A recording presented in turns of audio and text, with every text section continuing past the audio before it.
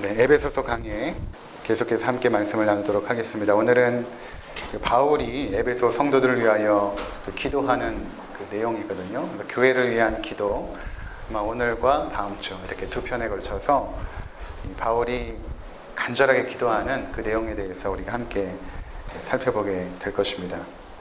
그동안 바울은 에베소 교회에게 그 복음의 핵심적인 그 내용들을 아주 함축적으로 그리고 간략하게 그들에게 전달을 했습니다. 그리고 나서 그들을 향하여 기도를 하고 있는 것입니다. 이러한 사실은 굉장히 중요한데, 왜냐하면 말씀과 기도는 항상 함께합니다. 말씀은 기도가 함께할 때 능력이 있습니다. 말씀과 기도는 자전거의 두 바퀴처럼 함께 우리의 신앙생활 가운데 굴러가야 우리의 신앙이 자라고 성숙합니다. 한편만 지나치게 강조하게 되면 우리의 신앙은 균형을 잃고 말거든요. 말씀이 굉장히 중요하죠. 하나님 말씀에 대한 바른 지식과 그 신앙의 기초 위에서 우리 신앙을 세워가는 것은 굉장히 중요한 일입니다. 아무리 강조해도 지나치지 않습니다. 그러나 말씀만 중요한 것은 아닙니다. 그 말씀이 우리의 삶의 기도로 연결되어질 때에 비로소 그 말씀의 능력 가운데 우리의 삶을 변화시키고 하나님의 성령의 권능이 우리 가운데 임하는 것입니다. 그래서 바울은 말씀을 증거하는 일도 굉장히 힘썼지만 또 하나는 기도하는 일에 굉장히 힘썼던 것입니다. 우리가 얼핏 생각하면 바울은 말씀의 사도다라고 생각하기 쉽지만 성경을 잘 보시면 바울은 항상 기도했습니다. 항상 기도했습니다. 기도하기를 쉬지 않았습니다. 그런 표현들을 자주 하거든요. 서신서마다 내가 너를 위하여 기도하기를 쉬지 않는다. 그리고 항상 기도한다. 그러니 여러분들도 항상 기도하십시오. 이렇게 권면하고 있습니다. 이렇게 항상 기도한다라는 것은 무시로 기도한다라는 의미가 있지만 더 중요한 의미는 매일마다 정한 시간에 기도한다라는 의미가 더 강합니다. 매일마다 정한 시간에. 그렇게 정한 시간에 기도하는 사람이 항상 무시로 기도할 수 있거든요. 정한 시간에 기도하지도 않으면서 저는 무시로 기도합니다 라는 것은 사실은 잘못된 것입니다.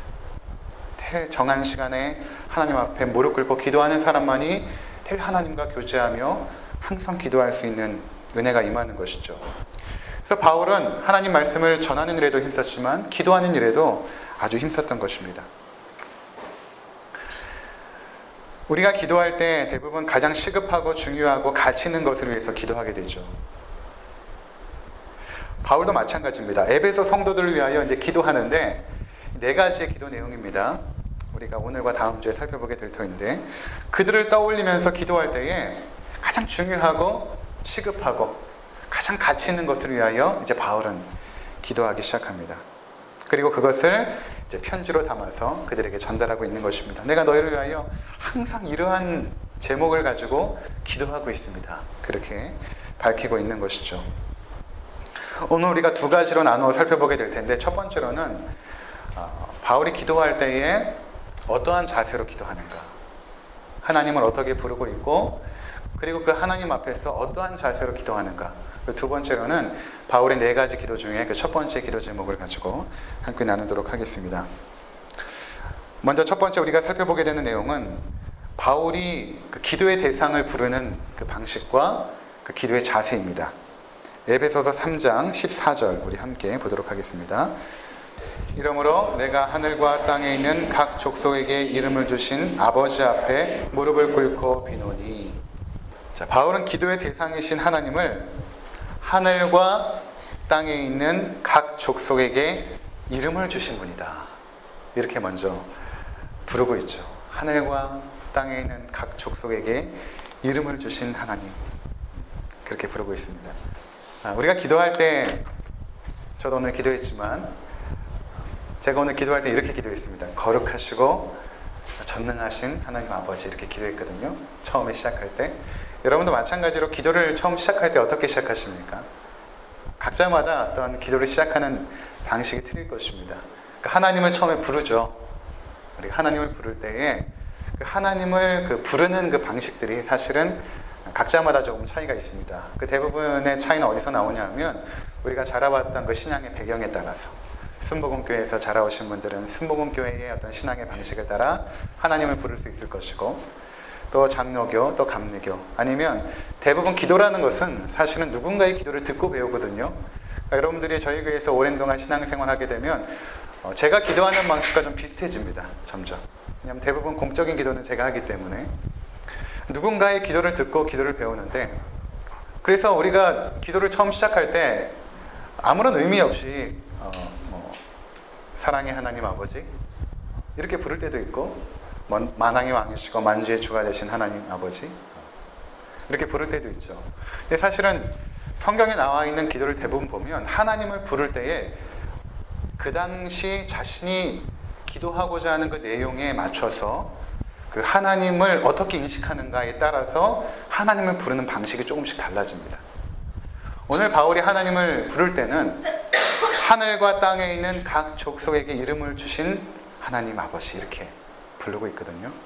그래서 이 부분이 어떤 의미인가에 대해서 우리가 함께 살펴보고자 하는 것입니다. 그 하나님을 어떻게 부르는가에 따라서 우리의 기도의 내용들과 자세가 규정이 되거든요. 예를 들어서 지나가는 아이가 저에게 아저씨 이것 좀 해주세요 라고 할 때 아저씨라고 했던 그 호칭에 따라서 그가 요청하는 내용이 달라지고 그가 요청하는 자세가 달라지겠죠. 저희 교회 주일학교 아이가 목사님 저 이것 좀 해주세요 라고 할 때 그것도 마찬가지입니다. 목사님이라고 그가 불렀을 때의 그 관계, 그 속에서 자신이 요청할 수 있는 내용들과 그 자세는 달라질 것입니다. 저희 아들 희수나 의성이가 아빠 이것 좀 해주세요 라고 할 때도 마찬가지겠죠. 아빠라고 했을 때 요청할 수 있는 내용들이 달라지는 것입니다. 그 자세도 달라지는 것입니다. 아저씨에게는 투정이나 조를 수 없죠. 저 아저씨에게 조를 수 있겠습니까? 없습니다. 근데 아빠는 다르죠. 아빠는 때를 쓰기도 하고 조르기도 하고 재롱 부리기도 하고 매달릴 수도 있습니다. 그러니까 지금 바울이 하나님을 어떻게 부르는가 라는 것, 또 여러분들이 기도를 시작할 때 내가 하나님에 대해서 어떻게 부르는가 하는 것은 이제 나의 기도를 좌우하게 되는 것입니다. 그러니까 앞으로 그냥 기도할 때 여러분들이 막연히 아무 생각 없이 그냥 하나님 아버지 이렇게 하면 안 된다는 것입니다. 정말 나의 마음 가운데 내가 하나님을 어떻게 인식하고 있고 어떻게 믿고 있는가, 그 믿음의 내용들을 담아서 내가 그 하나님을 어떻게 신뢰하고 있는가를 마음에 담아서 그 하나님을 부르는 것입니다. 처음부터 기도가 신중해야 되는 것이죠. 그 기도의 내용도 중요하지만 내가 하나님을 부르는 그 내용도 굉장히 중요한 것입니다. 바울은 하나님을 부를 때 하늘과 땅에 있는 각 족속에게 이름을 주신 아버지라고 부릅니다. 하늘과 땅에 있는 각 족속에게 이름을 주셨다는 것은 무슨 의미입니까? 이름을 줄 수 있다는 것은 그것에 대한 소유권과 통치권을 의미하는 것입니다. 소유권과 통치권. 그렇지 않겠습니까? 여러분들이 자녀들에게 이름을 부여하죠. 내 자녀라는 것입니다. 나의 자녀고 내가 그 자녀에 대해서 책임감을 가지고 있고 또 그 자녀에 대한 그 주권, 그 아이가 클 때까지 내가 그 아이를 다스리고 돌봐야 된다라는 그런 책임감과 권위가 부여되는 것 아니겠습니까? 마찬가지로 하늘과 땅에 있는 각 족속이라는 것은 온 우주 만물 가운데 살아있는 모든 존재를 말하는 것입니다. 우주 만물 가운데 살아있는 모든 존재의 주권자이시고 소유권자이시고 통치권자이신 하나님이라고 지금 고백하고 있는 것입니다. 그것을 창조하셨을 뿐만 아니라 지금도 여전히 다스리시고 통치하시고 소유하고 계시는 그 하나님. 그러니까 바울에게 있어서 하나님이 어떤 분이신가? 창조주이실 뿐만 아니라 그것을 소유하시고 통치하시고 다스리신 하나님, 이런 의미가 되는 것이죠. 그 우주 만물 속에 바로 에베소 교회가 속해 있고 또 여기에 모인 우리 모두 한 사람 한 사람이 그 가운데 속해 있는 것입니다. 하늘과 땅에 있는 모든 족속에게 이름을 주신 하나님, 우리의 삶을 소유하고 계시고 내 자신을 소유하고 계시고 여전히 통치하시고 나의 삶의 모든 과거와 현재와 미래까지도 통치하시고 주관하시는 그 하나님, 그분을 부르는 것입니다. 기도라는 것은 굉장히 놀라운 일이죠. 그 창조주이시고 통치하시는 그 하나님 앞에 미미한 내가, 소유된 백성이, 그 비약하고 미미한 내가 그 하나님 앞에 나아가고 있는 것입니다. 그 하나님의 이름을 부르면서 나아가고 있는 것입니다. 자, 그런데 더 놀라운 것은 두 번째 내용인데, 그 하나님이 하늘과 땅의 모든 족속에게 이름을 주신 그 하나님이 우리의 아버지시다 라는 것입니다. 이 앞부분은 하나님의 전능성과 초월성을 의미한다면, 이 뒷부분 아버지라는 그 고백은 그 창조주와 그 전능하신 그 능력의 그 하나님이 우리와 함께 계시는 아버지, 내재성과 인격성을 의미하는 것입니다. 멀리 계신 분이 아니라 지금 내 곁에서, 내 가까이에서 나의 기도를 듣고 있는 아버지시다 라는 고백인 것입니다. 이 기도할 때 우리에게 얼마나 큰 은혜가 되는지 모릅니다. 그 창조주의 그 전능하신 능력과 그 통치권과 그 주권을 가지고 계신 그 하나님이 멀리 계신 분이 아니라 지금 나의 아버지가 되셔서, 나의 아빠가 되셔서 내 앞에서 지금 기도를 듣고 계십니다. 하늘과 땅의 모든 족속의 이름을 주신 아버지, 이렇게 부른 것입니다. 하나님이 우리의 아버지가 되시기에 기도할 수 있는 것입니다. 오늘날 우리 성도들은 하나님을 아버지라고 부르는데 별로 주저함이 없죠. 그냥 당연스럽게 생각합니다. 그러나 그 예수님 당시에 제자들이 예수님께 와서, 예수님 보니까 요한의 공동체나 그 주변의 공동체에게 여러 가지 기도문들이 있는데 주님, 우리에게도 어떤 기도를 좀 가르쳐 주십시오. 우리도 그 기도문을 가지고 하나님 앞에 기도하고 싶습니다 라고 하자 예수님께서 너희는 이렇게 기도하라, 이렇게 말씀하시면서 그 첫 부분이 무엇입니까? 하늘에 계신 우리 아버지, 하나님을 너희 아버지라고 불러라. 근데 이제 학자들이, 신학자들이 그 문헌을 조사해 봤습니다. 예수님 그 전에 그 모든 그 신앙의 문서들 또는 그 모든 일반 문헌들을 다 조사해 봤는데 하나님을 아버지라고 부른 경우는 단 한 차례도 없었습니다. 그 당시에 유대인들은 하나님의 존재가 너무나 거룩해서, 창조주이시고 절대 주권자이기 때문에 그분의 이름이 너무나 거룩해서 성경을 쓰는 서기관들도 하나님의 이름이 나오면 감히 그 하나님의 이름을 쓰지 못하고 손을 씻고 마음을 정결케 하고 정성스럽게 하나님의 이름을 야훼라고 썼던 것입니다. 신약시대 때도 마찬가지죠.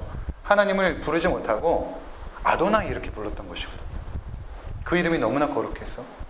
제가 전에도 잠깐 언급드린 적이 있는데 이스라엘에서 교회를 섬겼던 제 친구가 그런 이야기 하더라고요. 교회를 이렇게 건물을 지어놓고 바깥에다가 하나님은 사랑이시라 이렇게 써놨는데 그 다음날 하나님이라는 단어가 떨어져 버린 것입니다. 사람들이, 그 유대인들이 그것을 떼간 것입니다. 그 이름이 너무나 거룩해서 감히 벽면에다가 붙일 수가 없을 정도로 그들은 하나님의 존재를 거룩하고 전능하신 절대 주권자로 여기기 때문에 함부로 입에 담을 수가 없는 것입니다. 하나님을. 근데 그런 하나님을 예수님께서 너희가 아버지라고 불러라. 그 단어 보면 아빠, 아버지거든요. 아바, 아버지. 하나님을 아버지 이렇게 부른 것이 아니라 아빠 이렇게 친밀하게 불러라 라고 가르쳐 주었으니 그 당시에 그것을 듣고 있었던 제자들이 충격을 받은 것입니다. 어떻게 하나님을 아버지라고 부를 수가 있지? 그 전능하시고 그 무한광대한 그 하나님을 어떻게 아빠라고 부를 수 있을까? 근데 우리는 그 주님의 가르침에 따라서 이제는 하나님을 아빠라고 부르는데 주저함이 없죠. 이것이 얼마나 큰 은혜인지 모릅니다. 하나님을 우리는 아빠라고 부릅니다. 아버지라고 부릅니다. 주님께서는 그 마태복음 7장에서 주기도문을 이제 6장에 가르쳐주고 나서 7장에 가면 너희가 하나님 앞에 기도할 때에 구하고 찾고 두드리라. 적극적인 기도의 자세를 말합니다. 구하는 자는 얻어낼 것이고 찾는 자는 찾을 것이고 두드리는 자에게는 열릴 것이다 라고 말하면서 이런 말씀을 하십니다. 세상에는 악한 아버지들도 자식이 무언가를 달라고 하면 가장 좋은 것을 주고 싶어 하지 않느냐. 세상에는 악한 아버지도 그런다. 하물며 하늘에 계신 너희 아버지께서 구하는 자에게 좋은 것을 주시지 않겠느냐. 이렇게 말씀하십니다.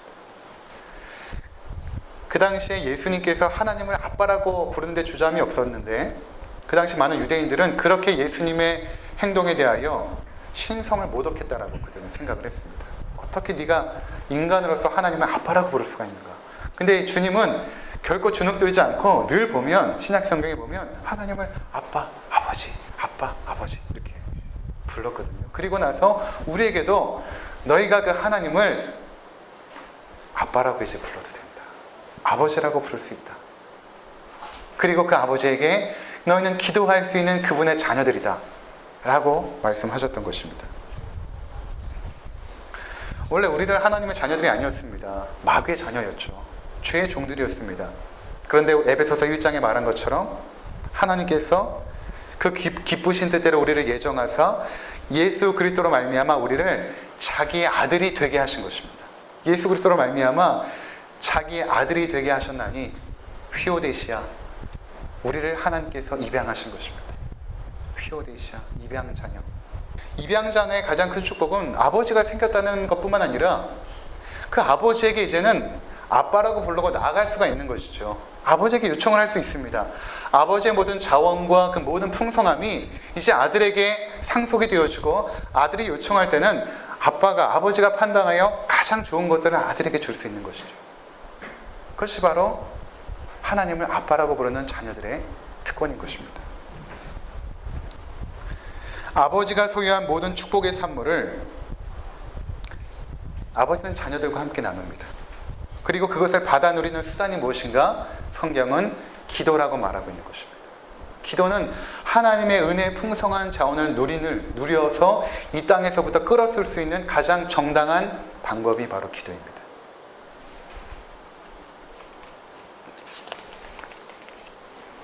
그래서 우리가 하나님을 아버지라고 부를 때 그 전능하신 하나님께서 친밀하게, 인격적으로 우리에게 다가오시는 것이죠. 만약 하나님이 절대 주권자로만 계시다면 우리가 때로는 기도할 때에 너무 두려워할 것입니다. 어떻게 하나님 앞에 친밀하게 나아갈 수 있겠습니까? 저는 예전에 하나님의 절대 주권에 대해서 한참 이제 공부를 하다 보니까 어떤 생각이 드냐면, 하나님이 절대 주권자이시다. 그러면 나의 삶의 모든 주권을 하나님이 잡고 계시지 않느냐. 그러고 나서 이제 기도를 하는데 기도가 자꾸 막히는 것입니다. 그냥 어떤 생각이 자꾸 드냐면, 결국 내가 기도해도 내가 바람과 나의 소원이 있지만 결국 기도해도 하나님의 뜻대로 되어진다면, 하나님이 나의 삶의 절대 주권을 잡고 있으니까 하나님의 뜻대로 되어진다면 지금 내가 기도하는 것이 무슨 의미가 있을까? 내가 간절히 기도하는 것이 무슨 의미가 있을까? 하나님의 뜻대로 되어진다면. 그러니까 자꾸 기도를 하면서도 자꾸 힘을 잃어버리는 것입니다. 근데 우리가 잘 보아야 될 게 무엇인가? 하나님이 아버지라는 것입니다. 아버지라는 것은 인격성이죠. 인격성이라는 것은 특징이 무엇인가 하면, 때로는 매달릴 수도 있고 조를 수도 있고 간청할 수도 있고, 그게 가능하다는 것입니다. 인격이라는 것은. 하나님 어떤 우주의 원리나 질서라면 기도라는 것은 공식이 되겠죠. 딱 공식대로 기도하면 하나님께서 그 질서에 따라서 응답하시는. 그런데 하나님은 그런 우주의 질서나 원리가 아니라 인격을 가지고 계신 분이십니다. 그래서 우리가 하나님 앞에 철없는 아이처럼 매달릴 수가 있는 것입니다.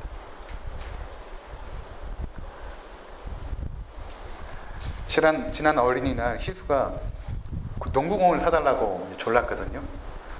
제가 아무리 판단해도 희수에게 농구공이 필요가 없고 사줘봐야 가지고 놀지도 않는다는 것이 너무나 뻔한데 농구공을 계속 사달라는 거예요. 그래가지고 이제 아내가 인터넷으로 농구공을 제대로 된 것을 사줬습니다. 포장을 예쁘게 해서 어린이날 줬어요.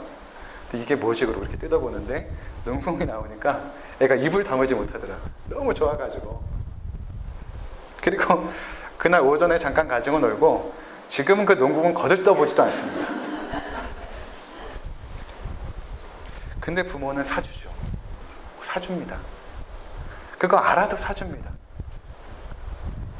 하나님이 아빠이기 때문에 기도할 때 때로는 조르기도 하고 징징거리기도 하고 투정도 부릴 수 있는 것입니다. 이게 인격과 인격의 만남의 특징입니다.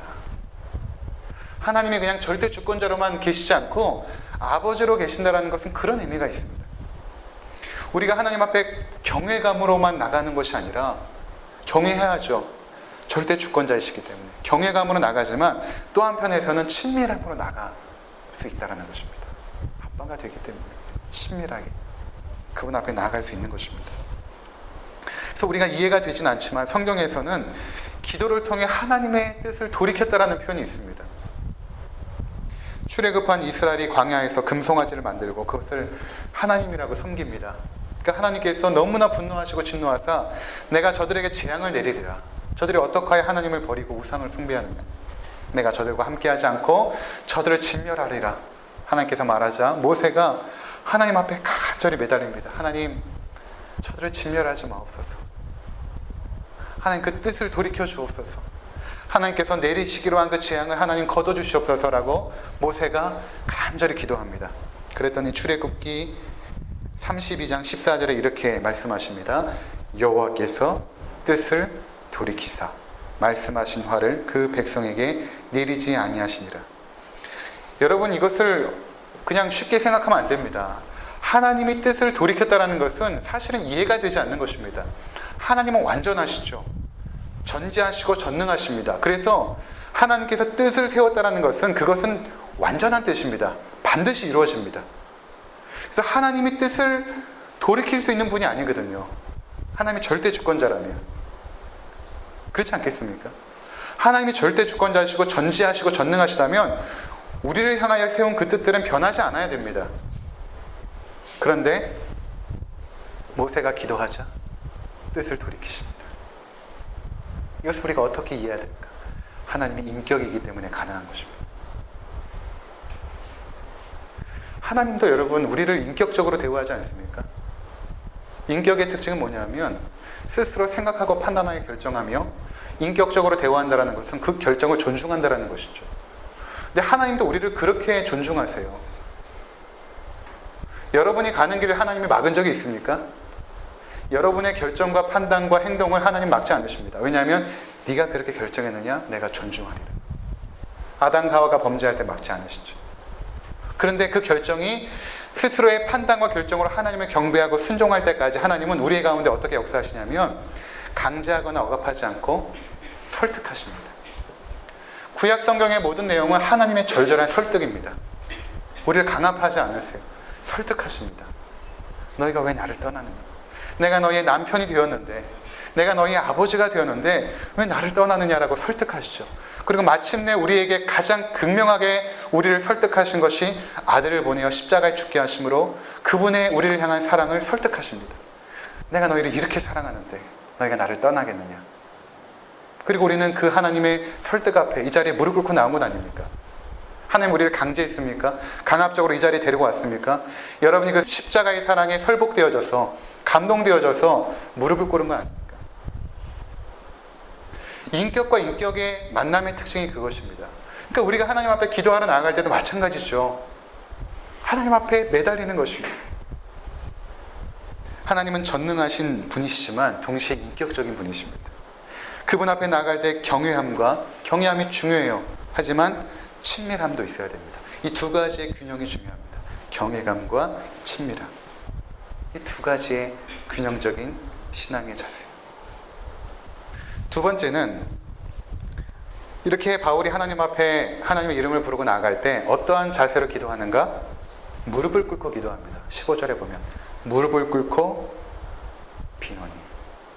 무릎을 꿇고 기도합니다. 그 당시에 대부분의 그 기도의 자세는 서서 기도했거든요. 서서 이렇게 손을 벌리고 기도했습니다. 하늘을 우러러 보기도 하고 때로는 고개를 숙이기도 하고 서서 기도했거든요. 이게 일반적인 기도의 자세였습니다. 근데 바울은 그렇게 기도하지 않고 무릎을 꿇고 기도합니다. 왜 무릎을 꿇고 기도하는가? 무릎을 꿇고 기도한다는 것은 첫 번째로는 종의 복종의 자세를 의미합니다. 종의 복종의 자세. 그러니까 권위자에게 무언가를 요청하고 그 처분에 따라서 수용적인 자세가 있을 때 무릎을 꿇게 되거든요. 또 복종의 자세. 두 번째로는 간절함의 자세입니다. 그러니까 하나님을 아버지라고 부르기 때문에 간절하게 기도할 수 있죠. 또 하나는 하나님이 절대 주권자이기 때문에 복종적인 자세로 기도할 수 있습니다. 그래서 그런 어떤 간절함과 복종에 대한 자세가 무릎을 꿇는 것으로 표현이 되어진 것입니다. 우리 교회는 마루가 아니라 대부분 기도를 이제 앉아서 하게 되죠. 저도 가끔 새벽에 기도하다 보면 무릎을 꿇고 싶어질 때가 있어요.